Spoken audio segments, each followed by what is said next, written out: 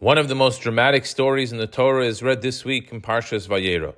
It recounts the destruction of the cities of Sodom and Amorah by Almighty God.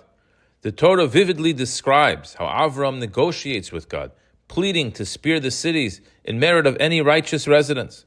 However, Avram ultimately yields when he cannot find any righteous individuals over there.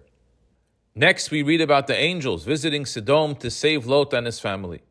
They are invited into Lot's home to stay the night, but are soon surrounded by an angry mob demanding that Lot hand over his guests, endangering everyone inside. In a desperate attempt to calm the mob, Lot offers his daughters instead of the two angels, but the mob remains relentless. The angels are then forced to strike the mob with blindness. The narrative then continues with the rescue of Lot and his family. As they escape, the angels instruct them not to look back at the burning cities. In a dramatic twist, Lot's wife cannot resist and turns around, immediately turning into a pillar of salt. Lot and his daughters eventually find refuge on a mountain where he becomes drunk and fathers his own grandchildren, Ammon and Moab. There are many things we can learn from this fascinating story. Every scene is so rich with history and lessons. Today I want to focus on one small verse in the story. Vatabet ishtoi me'acharov vatihi netziv melach. And his wife looked behind her, and she turned into a pillar of salt. I'm sure you're wondering what I'm wondering. Why such a strange punishment? Of all the things in the world, why a pillar of salt? Rashi explains that she was given such a strange punishment because she committed a sin through salt. Therefore, her punishment was connected to salt. You see, like her neighbors in Sodom, Lot's wife was totally against hachnasas orchim, hospitality and inviting guests. When her husband Lot invited the angels, he asked his wife to please give them some salt in which to dip their bread, as we do for Tahamotzi. She angrily responded, "Even these bad customs you want to bring into this place?" She wouldn't know from it. According to Jewish law, before eating bread, we wash our hands and make a blessing al netilat yadayim. A lesser-known Jewish law is that after a meal in which we ate bread, before we say the benching, the grace after meals, we are again obligated to wash our fingers in what's called mayim achronim.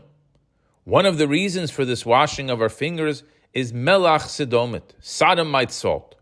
The salt of Sodom is very strong and potentially dangerous. It can, God forbid, blind the person who has it on his fingers and then touches his eyes.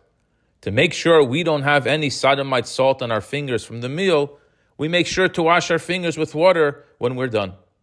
But the obvious question is why throughout the entire world, even when one lives thousands of miles away from Sodom, does one wash his fingers because of Sodomite salt?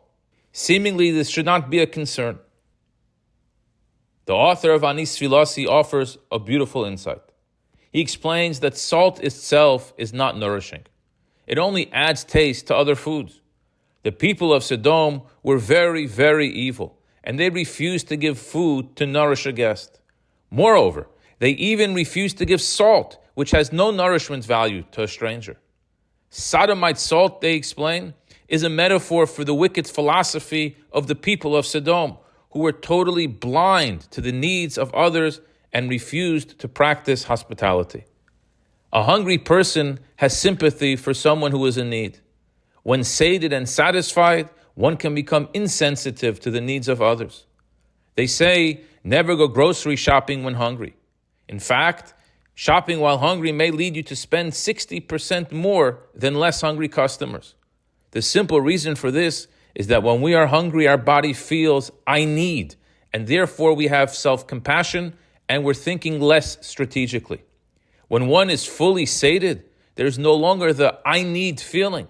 So now it's all logic with dollars and cents. Our sages want us to always have compassion for the needy. Therefore, they instructed that upon the completion of our meal, when we are full and satisfied, we must cleanse ourselves and make sure that the philosophy of Sodom, Sodomite salt, does not stick to us, God forbid, and blind us. We must be hospitable at all times and see the plight of the less fortunate.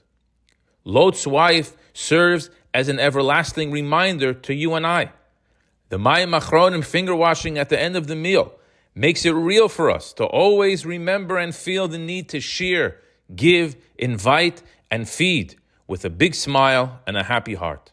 I wish you a good Shabbos.